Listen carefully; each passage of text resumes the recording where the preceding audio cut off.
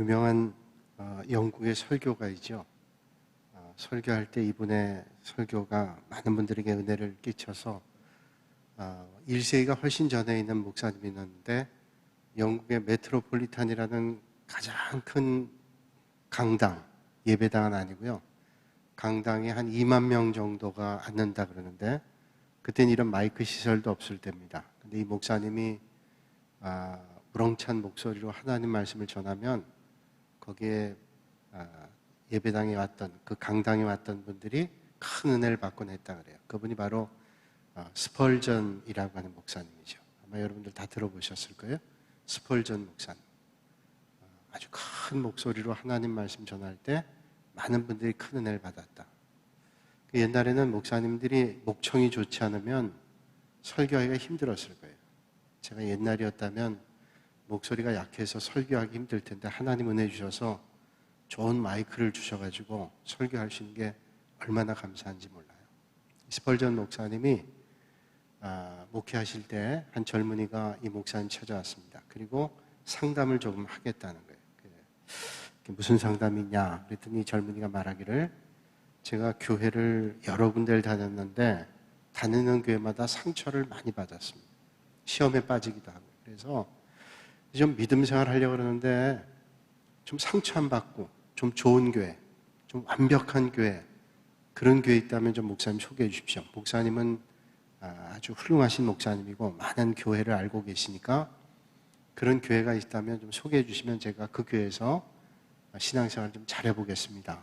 그렇게 스펄전 목사님한테 물었습니다.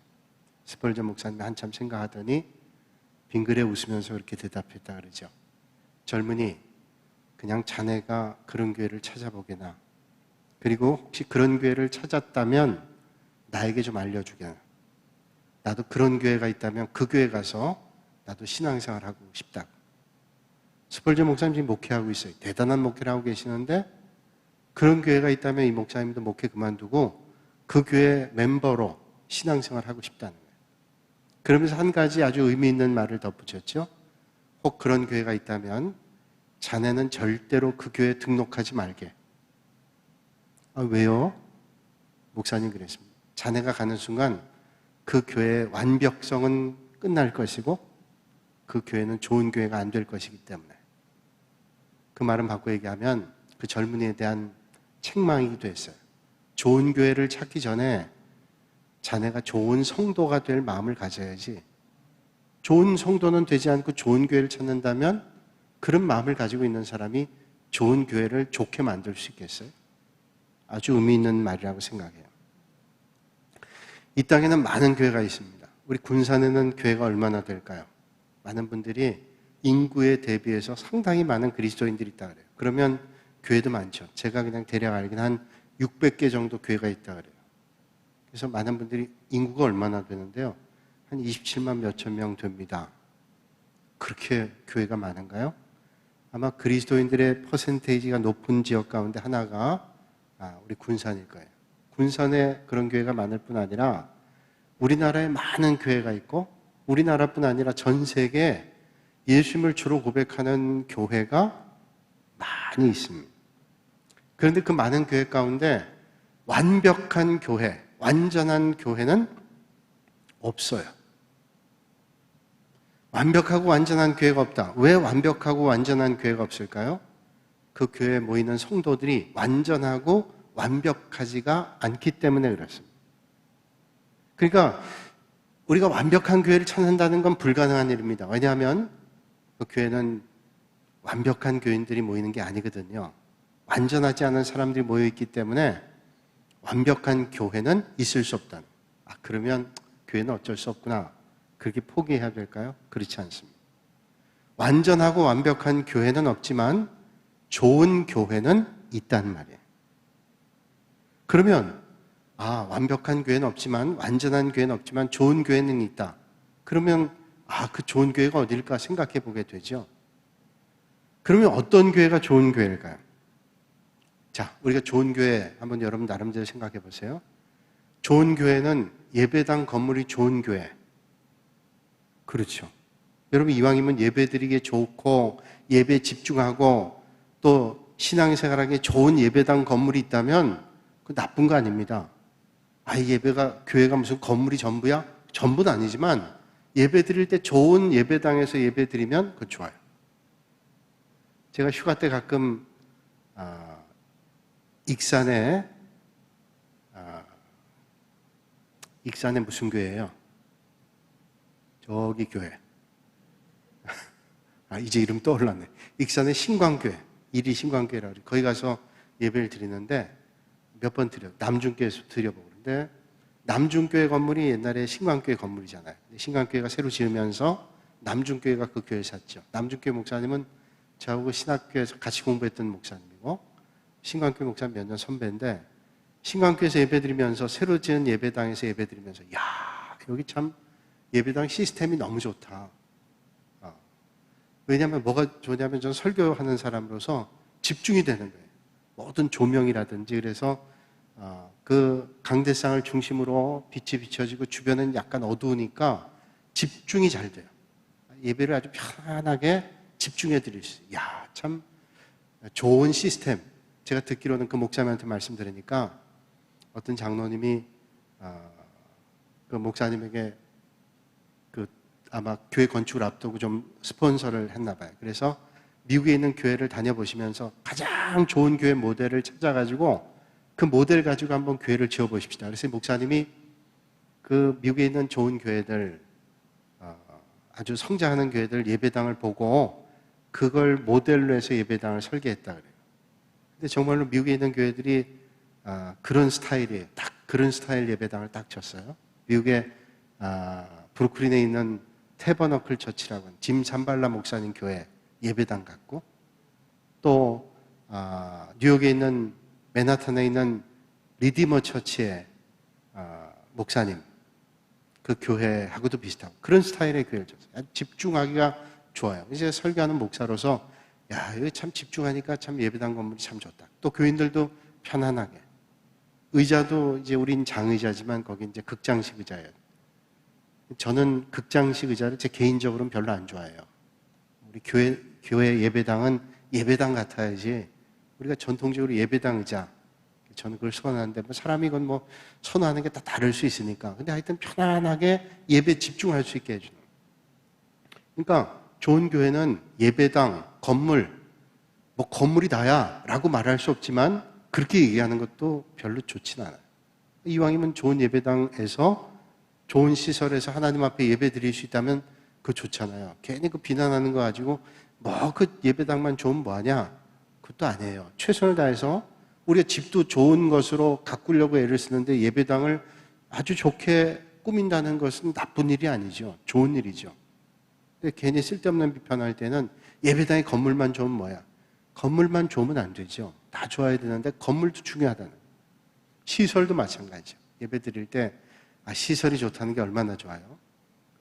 제가 전도사, 교육전도사 할 때만 해도, 또 제가 목회할 때 초반만 해도 본당에는 거의 다 에어컨 시스템이 돼 있지만 교육관에는 거의 에어컨 시스템이 안 돼 있었어요. 지금 학교도 에어컨 다 돼 있고 웬만한 데는 다 돼 있잖아요. 그럼 달라졌죠. 저희가 에어컨 같은 거 보통 예배당에는 웬만한 예배당에 거의 다 있었어요. 큰 교회들은 다 예배당이 있었는데 그런 웬만한 큰 교회도 교육관에는 에어컨이 없는 데가 많아요. 제가 연예인교회에서 교육전사인데 그 교회가 그래도 생활수준이 높은 교회였는데 서울의 평창동에 있었어요. 집들이 의리한 동네에 있는 교회고 교인들이 헌금 많이 하고 예산이 많은 교회인데 본당은 에어컨이 잘 나오는데 교육관이 에어컨이 안 나오는 거예요. 그럼 아이들은 그 예배당 가서 예배를 드리면 그 여름에 땀에 흠뻑 젖습니다. 저도 이제 교육전사 할 때니까 본당에서 예배 드리고 이제 중고등부 아이들 가르치기 위해서 교육관에 가려면 단단히 마음 먹어야 돼요. 내가 가서 이제 땀을 얼마나 흘릴까를 단단히 마음 먹고 가야 돼요. 요즘에 에어컨이 있는 거 가지고 비난할 거 없죠? 어른들도 편하게 예배 드리는데 좀 시원하게. 그래서 밖엔 덥지만 예배당 가면 시원하니까 예배당으로 가자. 그런 마음을 생길 수 있다면 좋은 거예요. 본능적으로 내 마음속에 예배당 가면 시원해, 따뜻해, 편안해, 이런 마음을 가지면 아무래도 예배 드리기 좋잖아요. 시설 중요하죠. 또 그 교회가 아주 유력한 교회입니다. 세상적으로도 유력한 사람들이 많이 나와서 영향력이 있어요. 뭐 그런 사람이 있는 게 전부냐? 라고 얘기할 수는 없죠. 그런 분들이 와서 영향력 있는 분들이 나오고 또 교회가 세상에서 영향력을 끼친다면 나쁠 일이 아니에요. 좋은 일이지. 그런데 우리가 그런 교회가 좋은 교회냐라고 얘기한다면 그건 아닐 거예요. 시설이 좋고 예배당이 좋고 유력한 사람들이 나오고 헌금이 많이 거치고 뭐 이런 교회가 좋은 교회냐 그러면 대다수가 동의 못할 거예요. 그것도 중요하지만 정말로 좋은 게 뭐냐? 좋은 교회는 뭐냐? 그게 아니라는 거예요. 그러면 어떤 게 좋은 교회일까요? 교회는 예배드리는 사람들의 공동체를 교회라고 합니다. 오늘 예배드리는 장소는 예배당이에요. 교회는 뭐냐? 예배드리는 사람들의 공동체가 교회예요. 주님이 여러분 안에 있는 한 사람 한 사람의 교회예요. 그러니까 좋은 교회는 뭐냐? 좋은 믿음의 성도들이 모여있는 교회가 좋은 교회입니다. 그게 좋은 교회는 뭐예요? 믿음의 성도들, 좋은 믿음의 성도들이 나와서 예배드리는 교회가 좋은 교회예요. 간단한 겁니다. 시설도 중요하고 예배당도 중요하고 여러 가지 시스템과 프로그램도 중요하지만 거기에 나와서 예배드리는 성도들이 좋은 성도들일 때 그 교회는 좋은 교회다 이렇게 얘기합니다. 틀림없어. 좋은 교회는 좋은 교인이다 그렇게 말할 수 있어요. 예수님께서 소아시아 7교회 편지를 할 때 지금 소아시아 교회를 우리가 함께 나누는데 책망받는 교회도 있었고 책망받고 칭찬받는 교회도 있었고 오늘 교회처럼 빌라델비아 교회, 서머나 교회 이런 교회는 또 칭찬만 받았어요. 사데나 라오디게아 교회 같은 경우는 책망만 받았어요. 소아시아의 지역에 있는 7교회가 어떤 교회는 칭찬과 책망을 받고 어떤 교회는 책망만 받고 어떤 교회는 또 칭찬만 받았어요. 에베소, 버가모, 두아디라 이런 교회는 칭찬과 책망을 다 받았습니다. 그런데 오늘 본문 말씀의 빌라델비아 교회는 칭찬받았어요. 그럼 그 좋은 교회였죠. 칭찬받았다는 것은. 책망받은 교회는 안 좋은 교회죠. 그렇게 우리는 이해할 수 있어요. 우리가 칭찬받기도 하고 책망받을 수도 있는데 그게 보편적인 교회인데 만약에 책망만 받는 교회가 있다면 그 깊이 회개하고 칭찬받는 교회로 가야 되죠. 근데 오늘 우리가 빌라델비아 교회를 살펴보기 앞서서 어떤 교회가 좋은 교회냐?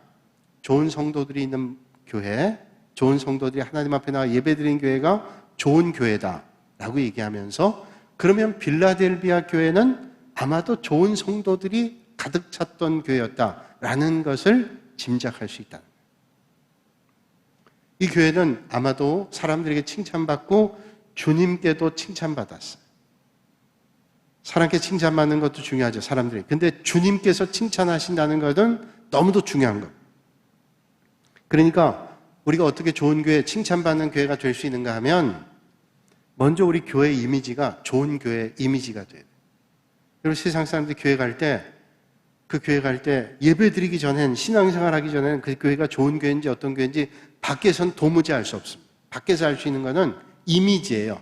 그 교회에 대한 이미지. 제가 인천의 주한장로교회 부목사로 있을 때 사택이 한 교회에서 30분 정도 운전해서 가야 될 그곳이었어요. 부목사들이 한 30명 그 당시 있었는데 다 그렇게 떨어져 있었습니다. 사택이 떨어져 있었어요. 지날 때마다 그 당시에 그 하익동이라는 데가 있는데 거기에 은혜교회라는 교회가 있어요. 우리 교회 교인도 한번 등록 한번 보니까 은혜교회 다니던 분이 있더라고요. 은혜교회.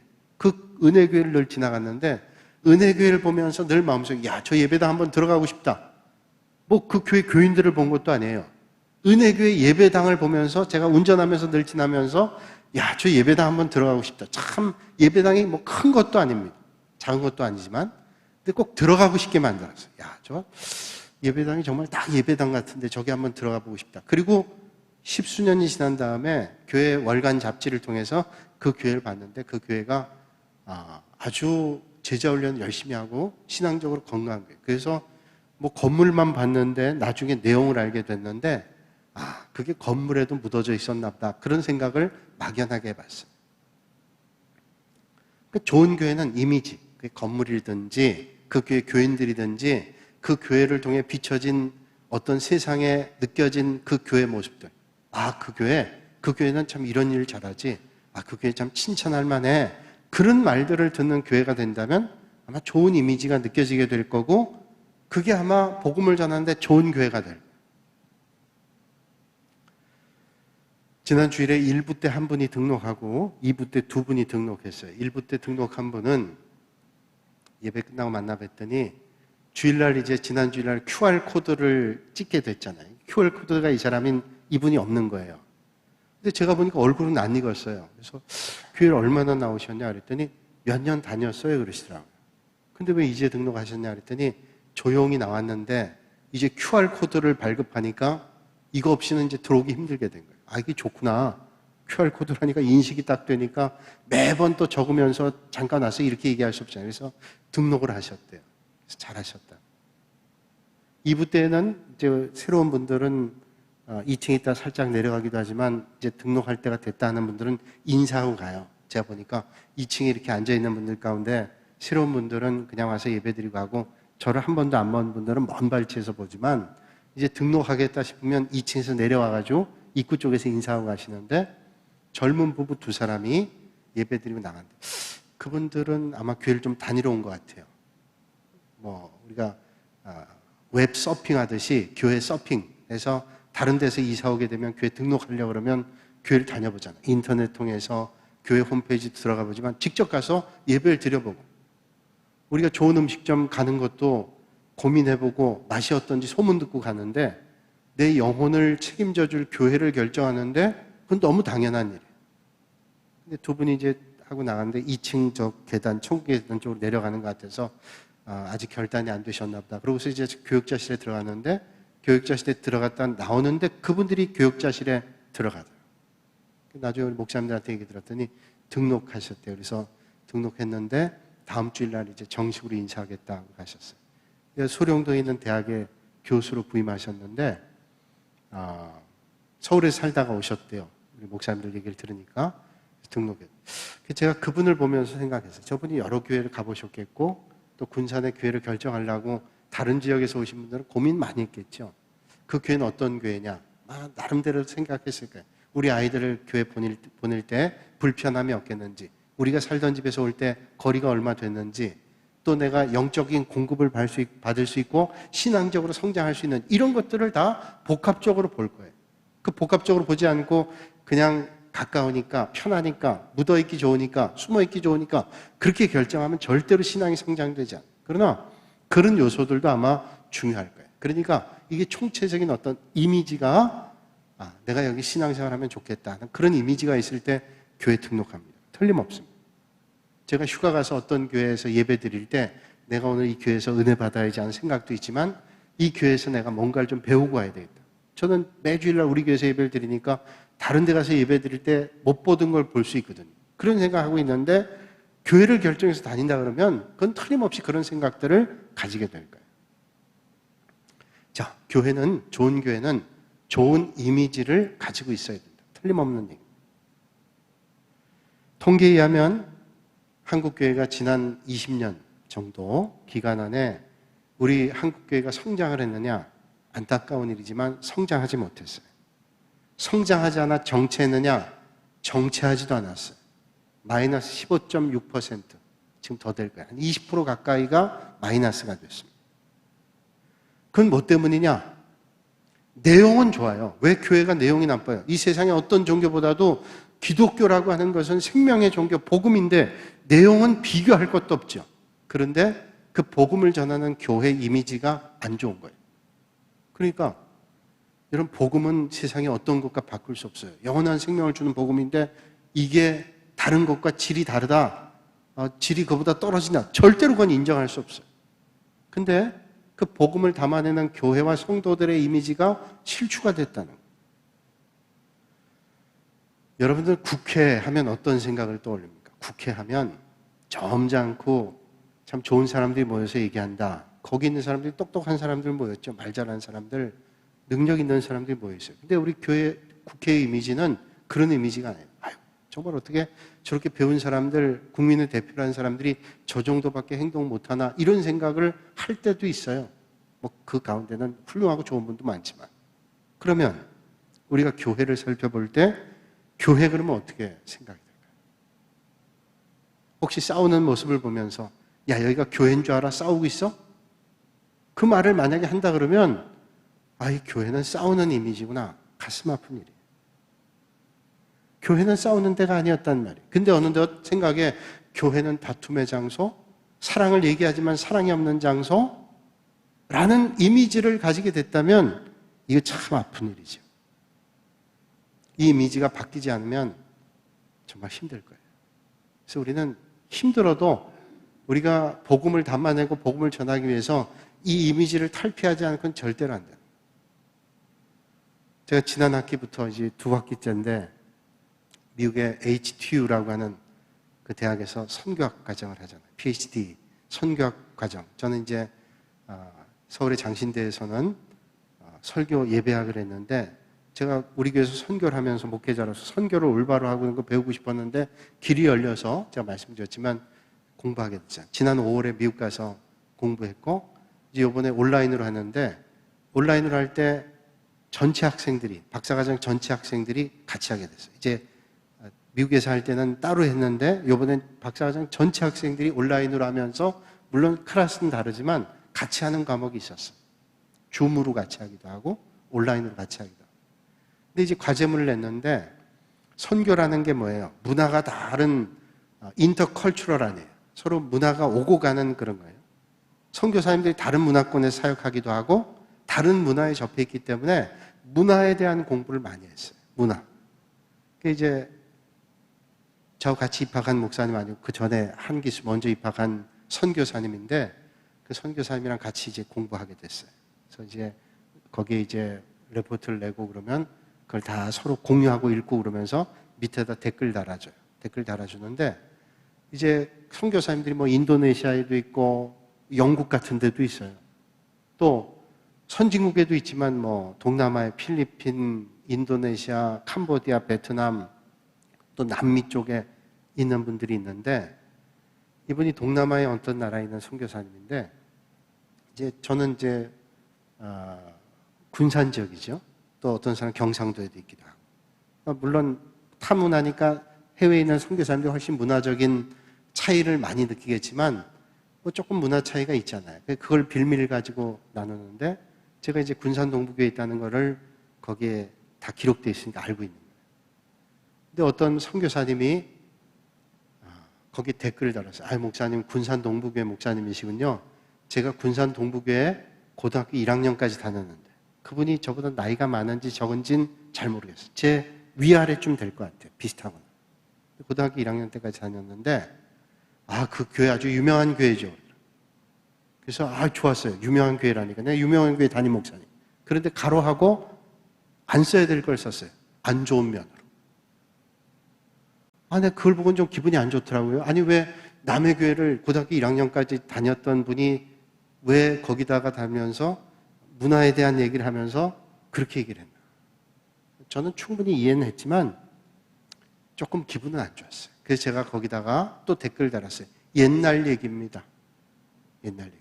잘했죠? 옛날 얘기입니다. 아니 그거 지금 그 공부한 사람이 여러 사람 보고 있는데 그 얘기를 아마 그분이 다닐 때는 좀 그런 면이 있었던 것 같아요. 그러니까 그분의 이미지는 이렇던 생각을 가지고 그 옛날 얘기라는 거예요.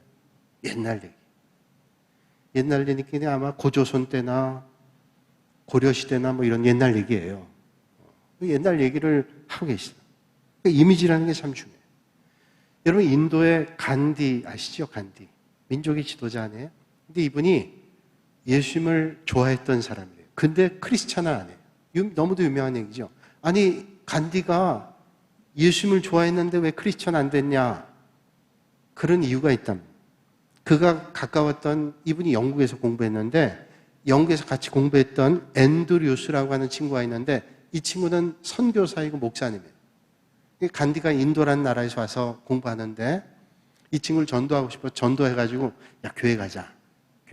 그래서 간디가 예수님에 대한 얘기도 듣고 성경도 읽고 그랬기 때문에 교회를 갔어요. 그런데 영국 교회에 예배 드리러 갔다가 예배당에서 쫓겨났답니다. 왜 쫓겨났냐? 유색인종이라는 거예요. 색깔이 달라. 우리 백인들만 와서 예배 드려야지 너는 안 된다 해서 내보냈대. 그때부터 예수는 좋지만 예수 믿는 사람들은 싫어. 이런 이미지가 그 안에 들어왔다. 그분이 예수 믿었다면 아마 영향력이 컸을 거예요. 참 안타까운 일이죠. 마틴 루터 킹 목사님이죠. 주니어 마틴 루터 킹 목사님. 이 목사님은 우리가 잘 알고 있다시피 흑인 인권운동 했습니다. 이분이 유명한 말도 우리가 잘 알고 있죠.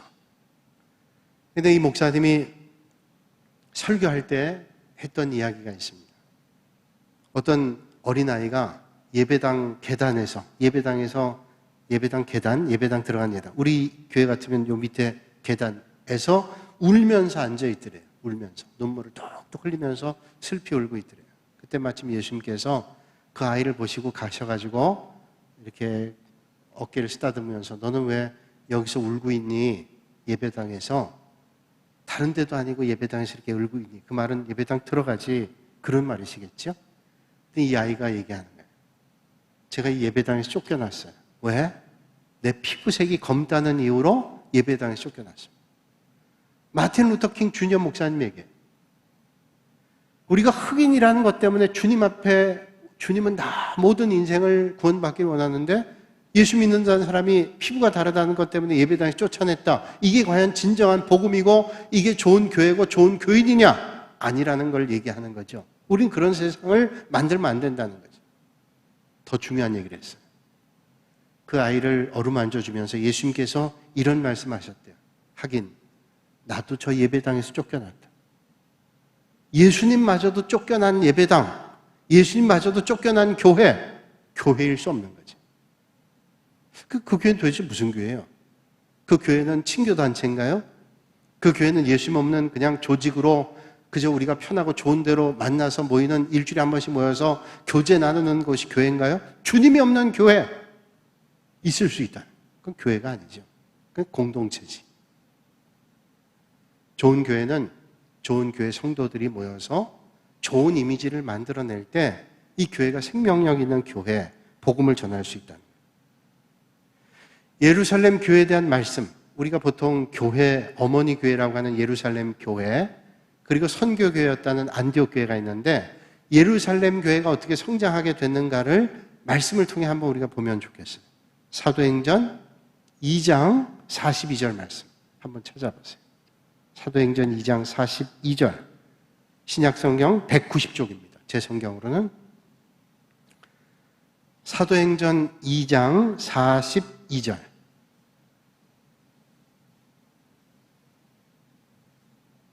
찾으셨으면 우리가 한 목소리 한번 읽어봤으면 좋겠어요. 그 뜻을 잘 생각하면서 사도행전 2장 42절 저 앞에 또 띄워주네요. 저거 보셔도 됩니다. 시작. 그들이 사도의 가르침을 받아 서로 교제하고 떡을 떼며 오로지 기도하기를 힘쓰니라. 아멘. 자, 이 사람들이 믿음의 성도들 초대교회 공동체를 얘기해요. 이 믿음의 공동체가 사도의 가르침을 받아 서로 교제하며 떡을 떼며 기도하기를 힘썼대요. 자, 몇 가지 중요한 게 나오죠. 사도의 가르침 받고 그리고 서로 교제해요. 그러면서 떡을 떼요. 이게 다 교제의 연속선상이에요. 그러면서 기도했어요. 영적인 일을 힘썼어요. 이게 예루살렘 교회 초대교회 공동체의 모습 가운데 하나입니다. 여기 먼저 우리가 배워야 될 건 뭐냐면 사도의 가르침 받는다. 교회는 어떤 세상의 지도자의 교육을 받는 게 아닙니다. 아, 저분이 공부 많이 했기 때문에, 아, 저분이 사회적 지도력이 있기 때문에. 서울에 안동교회라고 있습니다. 안동교회. 서울의 안동교회예요. 예전에 우리 교회 다녔던 분 가운데 안동교회 출신이 있어요. 근데 안동교회가 그 서울의 중앙고등학교 옆에 그쪽 근처에 있는데 비원 근처에 있어요. 안동교회. 그 안동교회는 옛날에 대통령이셨던 윤보선 대통령이 그 교회에 나왔어요. 먼저 목사님, 은퇴하신 목사님인데 그 목사님한테 제가 들었어요. 그때 예배 드릴 때 윤보선 대통령이 예배당 와서 예배 드렸대요. 안동교회 와서 맨 앞자리에서 아주 똑바른 자세로 예배 드렸대요. 그때 이 안동교회 목사님께서 유경재 목사님이 부임하신 지 얼마 안 됐어요. 그때 30대 후반에 부임하셨는데 연세 많으신 윤보선 대통령이 앉아 계시는데 목사님 설교하면서 처음엔 떨리더래요. 그러겠죠. 사람이니까. 안 떨렸다 그러면 대단했겠지만 하여튼 그 목사님 말씀에는 떨렸대. 윤보선 목사님, 윤보선 대통령, 그 다음 거기 여러 강요들이 같이 나와 예배 드리는데 뭐 그분들 보호하기 위해서도 얼마나 많은 사람들이 예배 드려요. 근데 이 목사님 만약에 자기 학식과 자기 어떤 지식을 가지고 간다면 대통령이 뭐 그냥 대통령이 되나요? 여러 가지 공부하고 지도력이 있기 때문에 대통령 되는데 그걸 듣겠다면 듣겠어요? 하나님의 말씀을 전하는 거죠. 그러니까 초대교회 공동체에도 사도들이 배운 사람도 있지만 덜 배운 사람이 있지만 영적인 지도력을 하나님이 주셨기 때문에 영적인 능력을 가지고 복음 전하는 거예요. 그래서 제일 먼저 나온 게 뭐냐? 사도의 가르침을 받았다는. 사도의 가르침을 받고 그때 어떻게 해요? 서로 교제하며 떡을 떼며 그리고 기도에 힘썼어요. 영적 생활을. 이게 중요한 게 뭐냐? 사도의 가르침은 뭐예요? 목회자의 가르침. 우리가 세상적으로 생각한다면 제가 우리 동북교회 부임했을 때가 만 40살이에요. 우리 장로님들 연세 많으셨어요. 아이고 저 어린 목사가 와서 뭘 하겠나 그러고 제 말을 인정해 주시지 않았다면 목회 못했어요. 다 훌륭하신 분들이니까 다 인정해 주시고 또 따라 주시고 그래서 목회를 할 수 있었던 거죠. 첫째는 하나님의 은혜고 함께 동역하신 분들이 참 훌륭하신 분. 지금도 마찬가지예요. 지금도 아이고 네가 나보다 몇 살이나 어린데 라고 얘기하기 시작하고 내가 너보다 더 많이 아는데 라고 얘기했다면 아마 목회할 수 있는 사람이 없을 거예요. 그런데 훌륭한 교인들이 많은 거죠. 근데 사도의 가르침, 초대교회 공동체 안 그랬을까요? 초대교회 공동체는 여러분 우리가 알다시피 사도가 바울 같은 사람은 아주 똑똑하고 많은 걸 배운 사람이지만 베드로 같은 사람 고기 잡던 사람, 고기 잡는 사람이 뭐 무식하다는 얘기는 아니에요. 그분은 평생 그거 했으니까 책하고는 좀 거리가 있지 않았을 거 아니에요. 그런데 가르침 받았어요. 베드로 같은 사람이 설교할 때 하루에 3,000명씩 회개의 역사가 일어났죠. 이건 뭐냐면 하나님이 주신 영적 능력이에요. 그걸 또 존중했기 때문에 가르침을 받았다는. 그러니까 교회가 좋은 교회, 좋은 교인 되기 위해서는 이게 중요한 겁니다. 제가 서울에 있을 때 많은 분들이 존경하는 목사님 계셨어요. 그 목사님 제가 그 교회 선임 목사로 잘 섬기면서 가까이 봤는데 그 목사님 한번 저한테 푸념처럼 얘기하더라고요. 어떤 장로님 오셨는데 뭐 얘기하는데 좀 언짢으셨던 것 같아요. 목사님께서. 참 그 장로님이 나를 가르치려고 들더라고요. 저하고 둘이 얘기한 거예요. 그래서 목사님이 참 힘드셨겠구나. 저렇게 얘기를 안 하신 분인데 제가 목사니까 저한테 푸념처럼 얘기하신 거예요. 그게 늘 생각에 있었는데 한번 우리 교인도 어떤 분이 저한테 열심히 뭘 가르치시더라고요. 그래서 제가 그분에게 얘기했어요. 무슨 님, 저한테 가르치시지 마시고 기도해 주세요. 그랬더니 저한테 하더라고요. 아니 왜 저는 가르치면 안 돼요? 그 얘기를 하니까 뭐 더 이상 얘기할 게 없더라고요. 그 정도 수준이면 제가 뭘 얘기하겠어요. 나는 가르치면 안 돼요. 그래서 내가 그분 세상적으로 봐도 별로 가르칠 만한 능력이 있는 분도 안 돼요. 더 얘기하면 안 좋으니까 내가 그만할 텐데 그래서 참 애석하다, 안 됐다 그런 생각을 갖고 그 다음엔 그분에게는 더 얘기 안 해야 되겠다 생각했어요. 왜 난 가르치면 안 돼? 이러더라고요. 아니 성경에도 사도의 가르침 받아 목회자의 가르침 받아서 이 교회가 올바로 가야 되는 건데 가르치려고 만약에 한다고 아이고 이건 이렇게 하십시오 저렇게 하십시오 하기 시작하면 목회자가 도대체 누구의 말을 듣고 하겠어요? 하나님의 말씀을 듣고 해야 돼요. 그러니까 목회자는 지도하는 거예요. 나이가 어려도.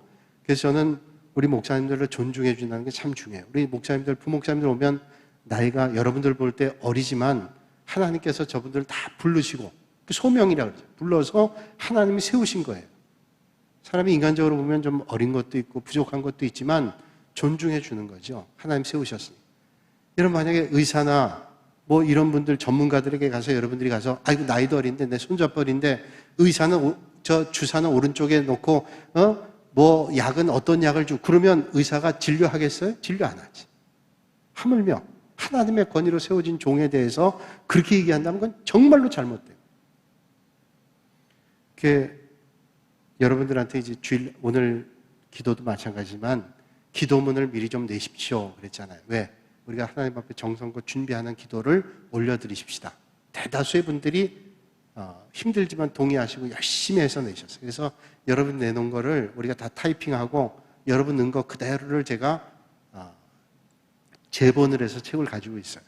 이제 적절한 때가 되면 그걸 우리가 좀 더 다듬어서 여러분들의 기도집을 한번 출판하려고 해요. 그래서 한국교회 일반 목회자나 장로님들 기도는 많지만 일반 교인들이 예배 때 드린 기도문 참 의미 있겠다 생각해요. 참 귀한 일이잖아요. 어떤 때는 좀 부족할 수도 있고 연약할 수 있지만 좀 그런 것들은 우리 목사님, 장목사님이나 예배 담당 목사님이 요건 좀 이렇게 요 부분을 조금 뭐 수련회가 있으면 수련회, 또 어떤 부분이 있으면 좀 해주십시오. 그 부탁하는 거죠. 또 어떤 분은 아니 이거 기도를 검열하는 겁니까? 아니 목사가 기도를 검열하는 게 아니라 지도하는 거예요. 이런 부분에 대해서 목회자는 매일 교회를 섬기고 교회를 생각하니까 이걸 좀 해주십시오. 목회자를 위해서 기도해야 되고 이런 부분이 좀 빠져있으니까 기도 안 해요. 2번을 거절한 사람이 있어요. 그럼 이분은 앞으로 기도하시기 어렵게 기도 안 하는 거예요. 그러면 정말로 좋은 교회, 좋은 성도가 되기가 어려운 거예요. 초대교회 공동체도 사도의 가르침을 받았는데 가르침을 안 받는다. 도대체 누구의 가르침 받겠어요? 대통령이 와서 가르침 받겠어요? 누가 국무총리 가서 가르치면 가르침 받겠어요? 시장이 와서 가르치면 가르침 받겠어요? 그 가르침 받을지 모르죠. 그러나 영적인 가르침은 전혀 배울 수가 없는 거예요. 여러 교회 기관과 부서가 있어요. 선교를 할 때 어디를 좀 도우면 좋겠습니까? 우리 목사님 한 분이 지도교육자이기 때문에 이렇게 추천을 해주고 여기를 좀 우리가 집중적으로 좀 도우면 좋겠다. 또 어떤 부서에서는 여쭤봐요. 좀 이렇게 하면 어떻겠습니까? 이게 당연하죠. 아무래도 목회자들이 여러 교회를 알고 사정을 잘 알기 때문에 그렇게 하는 겁니다. 군산도에도 여러 교회가 있는데 여전도회나 남성교회 지도 목사가 있어요. 여성교회나 남성교회는 그 지도 목사님에게 지도를 받는 거예요. 근데 군산로에 있는 여전도회 남성교회 지도받는 남성교회나 여전도 회원이 익산로에 가서 익산로의 지도 목사에게 우리를 좀 지도해 주십시오. 그러면 올바르지 않죠. 근데 우리 교회 만약에 그런 부서인데 선교기관을 하나 추천해 주는데 우리 동북교회 목회자에게 추천받지 않고 저기 남부교회나 중부교회 목사님에 가서 우리 교회 선교사님 추천해 달라 그러면 그 목사님이 그래요. 아니 도대체 당신은 어느 교회 교인이요? 그런 일이 있으면 안 돼요. 우리 교회 그런 일이 있어가지고 제가 한번 그 교회 그 부서 회장을 불렀어요. 제가 목사님한테 얘기를 듣고 이건 아니지. 불러가지고 아니 어떻게 이렇게 됐습니까? 그랬더니 제가 한 게 아니고 그 전에 한 거예요. 그럼 이거 바로 잡으세요. 도대체 어느 교회 교인입니까? 어디 지도를 받아서 이렇게 해야 돼요? 이거 잘못된 거예요. 누구의 가르침을 받아요? 우리가 외부에서 강사를 모실 때 좋은 분 모시는 거 참 좋습니다. 그래서 강사분을 모셔서 말씀을 나눌 때 우리가 우리 교회 정말 적절한 말씀을 받는 게 중요하기 때문에 기도 많이 하고 좋은 분 모시는 거예요. 그 교인들 가운데도 남녀 선교회 할 때 이제 강사를 추천해요. 이분이 좋겠습니다. 그러면 우리는 그냥 했으니까 됩니다 하는 게 아니라 당회 다 얘기를 합니다. 당회에서 의논해서 이분은 이런 분인데 교단도 건강하고 또 목회 흔적도 건강하니까 이분이 오시면 만약에 그렇지 않은 분이 왔다가 아주 큰 낭패 본 적도 있어요. 왜냐하면 이상한 얘기를 하는 게 이상해요. 나 예전에 그런 분 봤어요. 어떤 강사분인데 집사님인데 뭐 이런 집회를 많이 하고 다니는 분이에요. 어떤 분이 추천해가지고 한번 그분 오시게 하십시다 그랬는데 장로님이 한 분 나가셔서 영접을 했는데 그 장로님이 목사님 제가 어제 꿈을 꿨는데 목사님을 뵀습니다. 장로님이 그분이 그 장로님 저한테 얘기하더라고요. 그 얘기더라고요. 저거 엉터리구나. 그러니까 신령한 뭔가를 보여주고 싶어서 엉터리 같은 얘기하는 거예요. 어젯밤에 본 분은 장로님이 아니에요. 목사님을 봤다는 거예요. 그런데 장로님이 나갔는데 어제 목사님 나예요, 목사님. 도대체 뭘 보고 얘기하는 거예요? 그러니까 이게 참 중요한 얘기예요. 그래서 여러분, 교회 질서는 뭐냐? 사도의 가르침 받는. 그리고 서로 교제하며 떡을 떼며 기도에 힘쓰는.